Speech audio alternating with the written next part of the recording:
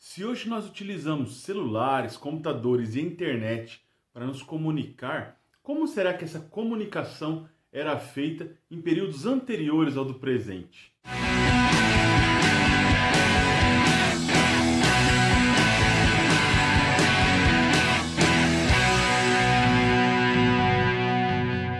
Fala pessoal, tudo bem? Eu sou o professor Bruno Tulux e hoje no Momento do Conceito nosso assunto será Mar Mediterrâneo, esse importante elemento geográfico, paisagístico, mas que também assume uma função importantíssima na história. O Mar Mediterrâneo ele é delimitado pelos continentes africano, europeu e asiático, e ele é considerado o maior mar interior do planeta Terra. É importante lembrar que apesar de seu papel extremamente importante na geografia e na composição de uma parte do hemisfério norte, ele também apresenta uma significativa importância quando nós pensamos na articulação e no desenvolvimento das culturas, das economias, das sociedades e de todos os demais elementos que compõem as civilizações da antiguidade e também dos povos que viveram na primeira parte da Idade Média Europeia.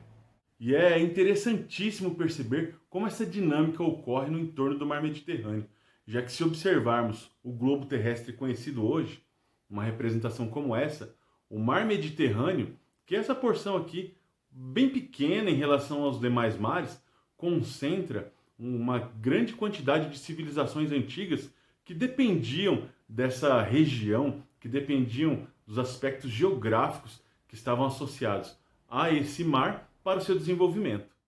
São egípcios, fenícios, cartagineses, depois gregos e romanos, depois genoveses, venezianos, otomanos, enfim, são muitos povos que, para desenvolver a sua história, dependem intrinsecamente do desenvolvimento das suas ações em torno do mar Mediterrâneo. E é interessante perceber que esse mar ele acaba assumindo um papel fundamental quando ele desempenha uma função que é muito maior do que apenas ser um acidente geográfico, já que ele assume para os romanos muitas vezes o Mare Nostrum, né, que é o mar nosso, que é a via mais fácil de acesso para todas as colônias romanas desse vasto império. Mas também é interessante perceber que durante um período da nossa história, quando o conhecimento cartográfico e o próprio conhecimento de mundo das pessoas a partir de uma visão eurocêntrica, ela acabava se difundindo da Europa para outras regiões do mundo, para um horizonte não muito distante, e acabavam por entender que o mar Mediterrâneo era de fato o centro da Terra. E isso explica o porquê do nome Mediterrâneo. É o mare medium da Terra, né? O mar Mediterrâneo. Então, a partir desse conhecimento de mundo que, numa escala não é tão amplo assim, esse elemento geográfico vai se articular como se fosse realmente o centro de irradiação de todas as civilizações, de toda a vida e de todo o conhecimento que se tinha de mundo naquele período da história. Além da função logística de ser o meio mais rápido para o transporte, para o comércio naquela época, o mar Mediterrâneo também apresentava essa característica importantíssima que é de ser um vetor, né, um difusor de culturas, de conhecimentos, saberes técnicos, tecnologia e que permitia que essas sociedades antigas articulassem a sua vivência com a de outros povos para assumir posições, né, antes impensáveis, mas que buscassem essa conexão e,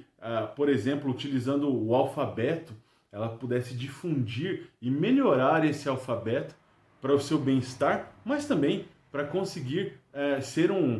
para ter um meio de comunicação com outros povos, o que consequentemente dá ao mar Mediterrâneo uma condição de ser um elemento de aperfeiçoamento e de desenvolvimento social e cultural da época. Isso tudo sem deixar de lembrar que, por ser o elemento fundamental dessas sociedades, ele também estimulava a parte criativa, a parte das lendas, dos mitos, das histórias que se criavam a partir daqueles que se afastavam do mar do meio da terra, já que o conhecimento de mundo daqueles povos naquele momento não era muito distante dos locais em que eles viviam. Então o mar Mediterrâneo também era um trampolim para essa parte criativa, para essa parte em que nós não conseguimos ver, mas conseguimos entender sim como um elemento que era uma barreira a ser transposta em algum momento. Isso de fato acontece no momento em que ele está associado à história. É somente depois de quase 20 séculos de utilização como principal via de comércio e transporte que o mar Mediterrâneo, após ser temporariamente fechado para o comércio, é que ele vai estimular uma procura por uma outra via de navegação. Em 1453, com a conquista de Constantinopla pelos turcos otomanos, o mar Mediterrâneo passou a ser fechado, ou pelo menos proibido para a navegação pelos europeus. E aí nós temos uma conjuntura que, para o comércio que já estava praticamente estratificado, é muito ruim, mas para aqueles que buscavam novas opções, era de fato um elemento que impulsionava a busca por novas rotas comerciais. E é nesse momento, então, que nós temos um estímulo extra para que portugueses e espanhóis se lancem ao mar em direção ao Oceano Atlântico para buscar um novo caminho até o Oriente, já que essa perspectiva de mundo que se findava na própria Europa e, consequentemente, no próprio mar Mediterrâneo, nesse momento, no século XV, já não fazia mais tão sentido. Então, era possível sim sonhar um pouquinho mais alto e tentar buscar uma nova opção que não fosse através do mar Mediterrâneo para chegar até os produtos do Oriente. E aí sim nós temos um horizonte mais amplo, mais aberto e a ser explorado ainda por esses povos que se lançaram ao mar. Mas é evidente que esse mar, importantíssimo para a história da Europa, da África e da Ásia, não vai ser deixado de lado, já que durante muitos séculos ele se conectou com outras vias de comércio, como a própria Rota da Seda, como o próprio Rio Nilo, e com demais rotas comerciais, ele ainda vai ter uma importância significativa para os povos que viviam no entorno do mar, mas também para aqueles que queriam hegemonicamente dominar esses povos. Já no século XVIII, com o advento das revoluções burguesas, tanto França quanto Inglaterra vão disputar a hegemonia no mar Mediterrâneo, visando a expansão de seus impérios comerciais ou ideológicos. É importante perceber que quem dominasse boa parte do mar Mediterrâneo também controlava boa parte dos países que se articulavam a partir do mar Mediterrâneo. A dominação franco-inglesa no mar Mediterrâneo se torna ainda mais evidente no século XIX, quando em 1869 é construído o Canal de Suez lá no Egito, por iniciativa de França e Inglaterra. Mas é importante perceber que o Canal de Suez vai cortar caminho, ou vai criar um atalho para que as rotas comerciais que circundavam a África passem a ser feitas pelo mar Mediterrâneo, um mar já conhecido e que já tinha uma certa estabilidade, né, onde você saberia navegar com mais tranquilidade e que de certa forma encurtaria muito os caminhos até chegar aos povos do Oriente, aos povos árabes e à Índia, né, nesse momento em que o mundo mais uma vez se voltava para a formação de grandes impérios. Então, no século XIX, mais uma vez, o mar Mediterrâneo assume essa posição importantíssima para o comércio, já que ele ligava de uma forma muito mais rápida, muito mais econômica também, as grandes potências do mundo europeu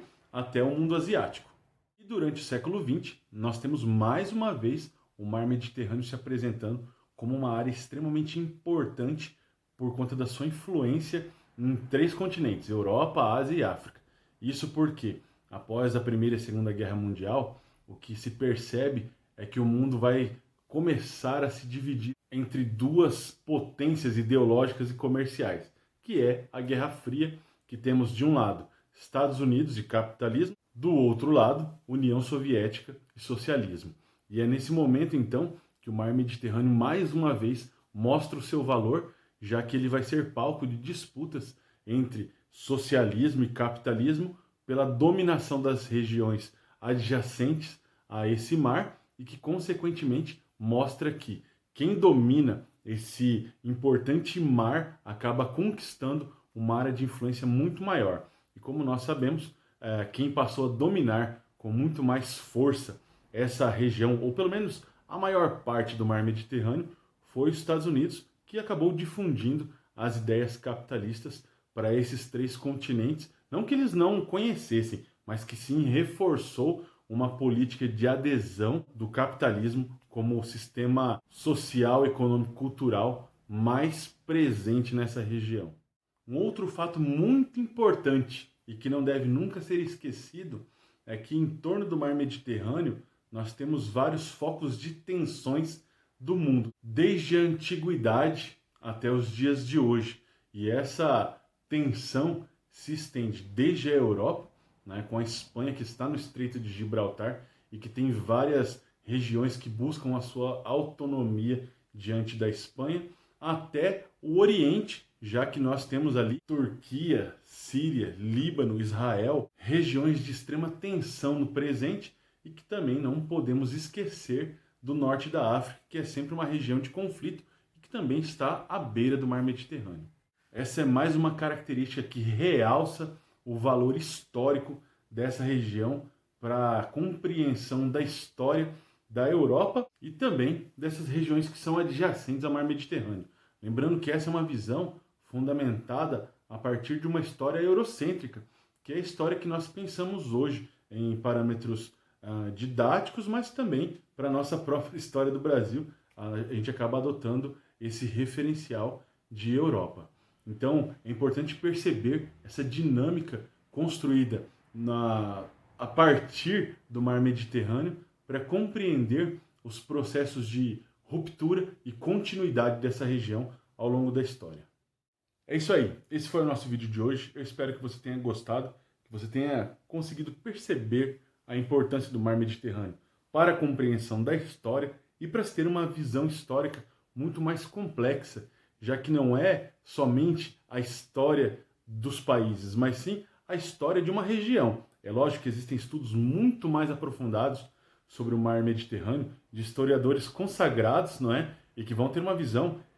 muito mais profunda que essa. Mas essa é uma possibilidade para que você que está assistindo o vídeo possa conectar saberes diferenciados e visões diferenciadas a partir de um ponto comum, que muitas vezes pode passar até despercebido de um olhar mais desatento. Mas nesse sentido, então, o objetivo aqui é buscar essa visão mais complexa, mais holística, para que você tenha uma possibilidade extra de visualizar um evento histórico, uma importância histórica acerca de um contexto histórico que é o mar Mediterrâneo. Se você gostou do vídeo, compartilha com um amigo, com um colega, com um professor, com alguém que esteve recentemente ou algum tempo viajando pela Europa e tem histórias do mar Mediterrâneo para contar, para você que tem uma família, né, que veio do mar Mediterrâneo e que conhece um pouco dessa história. Entenda que as histórias familiares, as visões particulares